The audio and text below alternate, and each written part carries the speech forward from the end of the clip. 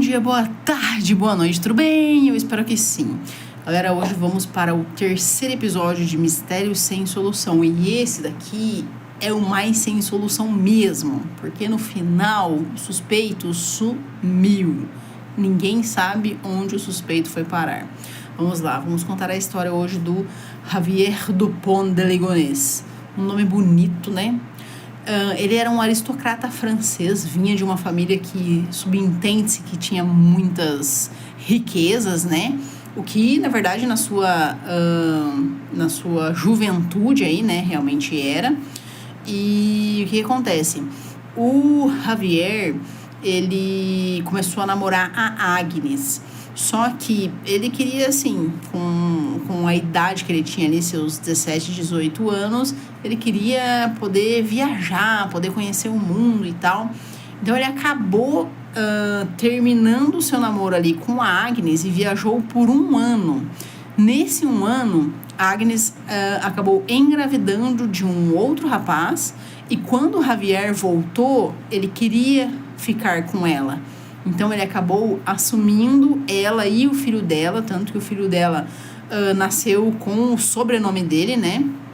E coisa que não era comum na França daquela época, né? Mas ele acabou, como ele queria ficar com ela, ele gostava dela, então ele assumiu o filho dela e acabaram se casando. Dessa relação aí, nasceram mais outras 3 crianças, né? E eles aí eram uma família perfeita, né? Assim, o filho mais velho já estava encaminhado, a segunda menina já estava, tipo assim, ela gostava muito de estudar, né? Então, assim, os filhos eram todos, tipo assim, você via futuros brilhantes ali para eles, né? E o que acontece? Aparece ali no documentário um amigo dele que conheceu ele na década de 80, assim, mais ou menos, 70. E ele diz o seguinte, que o Javier sempre teve um bom coração, né? Que quando ele sofreu um acidente de carro, o Javier disse pra ele, não, no que você precisar, eu vou te ajudar, pode contar comigo, eu não vou te deixar sozinho, tanto que eles eram melhores amigos, né? Daí tem fotos deles lá quando eles eram mais jovens, né? E até ele mesmo que conta essa história aí, que o Javier acabou indo viajar, fazer um intercâmbio durante esse um ano, mas quando ele voltou, ele quis ficar com a Agnes, né? E ele conta que aquilo não era comum, então ele falou, cara, esse cara é, tipo assim, é muito determinado, ele é muito corajoso, né? Por fazer isso, né? E assim, eles eram uma família perfeita, né? Tanto que a vizinha aí que morava na frente conta que sempre via eles com as janelas abertas quando eles iam viajar, até as venezianas ali eles deixavam aberta, né? Ela sempre ouvia ali as brincadeiras da casa, né? E assim, eles eram uma família feliz, né? Daí a vizinha, que sempre reparava nisso, sempre aberto, a casa sempre movimentada, as crianças sempre chegando e saindo. Quando as crianças voltavam da escola, elas passavam na frente da loja dela, que ela trabalhava com costura, né? Então, ela sempre estava vendo aquela família, né? E, de repente, um dia ela se deparou com a casa fechada. Ela falou, nossa, que estranho. O que será que aconteceu com eles? Eles foram viajar, será? Mas, geralmente, quando eles iam viajar, eles comentavam com a vizinha, né? O que todo mundo faz, né? Pra dizer, olha, se alguém chegar aqui e sair levando minhas coisas, não tô de mudança. Então, geralmente, a gente avisa o vizinho, olha, se você estiver por aí, dá uma olhadinha na minha casa e tal, né? Então, geralmente, ela sabia se eles iam viajar ou não, né? E ela achou estranho, porque a casa ficou fechada por 1, por 2, por 3 dias, né? E depois, outros vizinhos ali comentam que viram somente o Javier, sozinho. Não viram as outras pessoas ali da família, né? Então, ela decidiu chamar a polícia aí, né? Porque ela mesma não tinha visto o Javier, né? Então, ela achou muito estranho, né? E nesse meio tempo, familiares receberam cartas, né, dizendo que eles tinham que ter ido para os Estados Unidos, assim, rapidamente, porque eles estavam num programa de proteção de testemunhas, então eles não iam se comunicar com ninguém, eles não podiam falar onde eles estavam, e a hora que desse eles falariam e tal. E a família achou muito estranho. E assim, a mãe da Agnes disse: não tem porquê, a minha filha não iria embora daqui sem se despedir, não tem sentido nenhum. Então a polícia decidiu ir até a casa. Quando a polícia foi até a casa, eles não viram nada, a casa estava arrumada e assim, não tinha nada de estranho lá, né? Então, nessa primeira visita, eles não acharam nada de estranho. Daí, foram uma segunda vez. Na segunda vez que fizeram ali a revista mais minuciosa, acharam os corpos dos 4 filhos, mais a esposa. E o mais intrigante foi o seguinte: os 4, que era a esposa e 3 filhos, estavam em uma cova, né? E um dos filhos estava mais separado, assim, né? Estava numa segunda cova que foi aberta, né? E até os cães deles estavam aí também nas covas, né? Então, só que eles estavam ali num local que seria meio que... Era uma varanda, assim, né? E tinha ali para você ter acesso a essas covas, você tinha que se abaixar ali e entrar na parte de baixo ali, sabe? E o que acontece? Esse amigo aí do Javier falou que ele sentia muita dor nas costas. Então ele fala, não tem como ele ter feito isso, porque ele tinha dor nas costas, não teria como ele entrar nesse buraco para levar corpos para lá, né? E a polícia não achou aí, nos plásticos que envolveram aí os corpos, a polícia não achou nenhuma impressão digital. A casa, eles fizeram uma investigação e não tinha sangue pela casa, ou seja, ninguém limpou nada. Como isso foi possível acontecer? E todos os corpos tinham 2 tiros na região da cabeça. Então, assim, isso tem que ter sujado em algum momento, né? E foi feito aí o exame nas crianças, as crianças tinham tomado um remédio para dormir.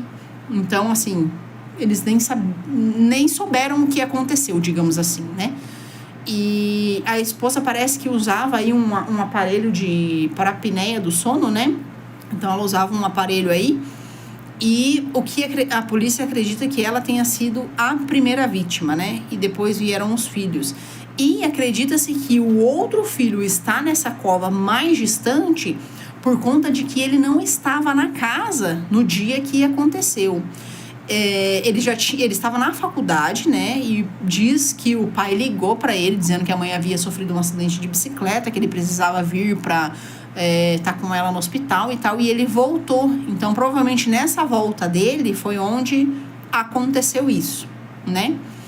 E o que acontece? Depois disso, como eu falei, o Javier foi visto por alguns vizinhos sozinho.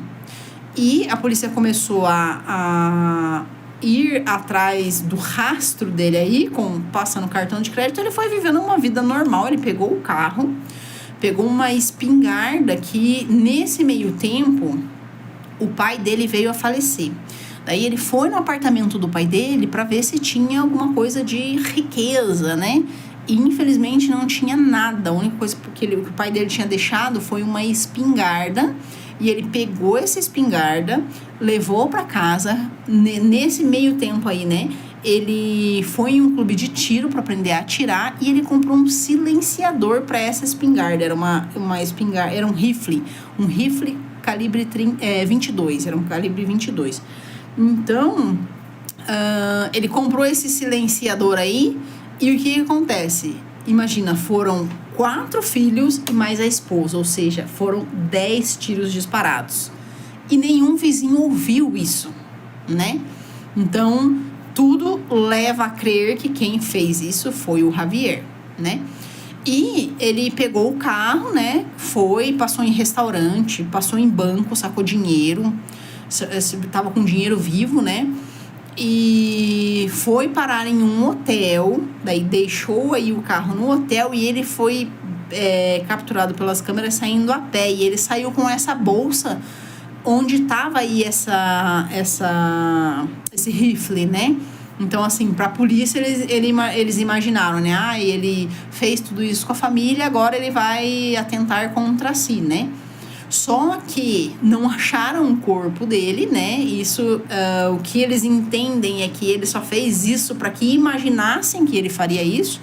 Porém, do local que ele estava, do hotel para onde ele saiu a pé, ele estava a 24 quilômetros, se eu não me engano, para pegar um navio e a poucos quilômetros para pegar um trem. Então ele conseguiria sair da França de trem ou de navio. E o amigo dele que fala aí no documentário, ele diz o seguinte, que muito provavelmente ele foi para a Argentina num navio. Por quê? Porque ele falava muito bem o espanhol. Então provavelmente ele fugiu para lá e hoje deve viver uma nova vida, né? Porque o corpo dele não foi encontrado. Ele tinha essas duas opções para sair da França, que seria de trem ou de navio. E, assim, como diz um amigo dele, ele tinha um rosto comum. Então, ele podia muito bem ter ido para a Argentina, ter vivido uma nova vida, né? Tipo assim, ninguém ia saber quem ele era, que ele era um procurado. Ele podia deixar a barba crescer. Que nem aconteceu Tem um que conta lá sobre um cara que era de um restaurante, que ele fez a mesma coisa. Fugiu e deixou a barba crescer, deixou o cabelo diferente, para poder conseguir fugir aí da polícia, né? Então, o que o amigo dele acredita é que ele tenha feito isso. E acreditam que ele tenha fugido aí para a Argentina. Então, assim, esse é realmente um mistério sem solução, porque ninguém achou o cara até hoje, né? Só tiveram ali a família inteira, né? Só sobrou ele e até hoje ele não foi achado. Bom, pessoal, esse seria o vídeo de hoje. Espero que tenham gostado e até o próximo vídeo.